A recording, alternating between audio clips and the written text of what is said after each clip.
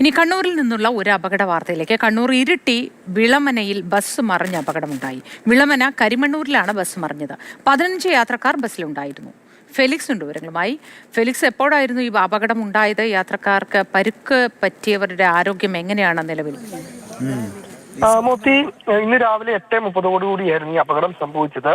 മാടത്തിൽ നിന്നും വിളമന വഴി വള്ളിത്തോട് പോകുന്ന അരുൺ ബസ്സാണ് ഈ കരിമണ്ണൂരിലെ റോഡരികിലെ വയലിലേക്ക് മറിഞ്ഞത്. ഈ ബസിന്റെ ഫുള്ളം പുഷ് അതിന്റെ റാഡ് പൊട്ടിയതിനെ തുടർന്നാണ് ഈ അപകടം സംഭവിച്ചത് എന്നതാണ് മനസ്സിലാക്കാൻ കഴിയുന്നത്. ഈ സമയം ബസ്സിൽ 15 യാത്രക്കാരാണ് ഉണ്ടായിരുന്നത്.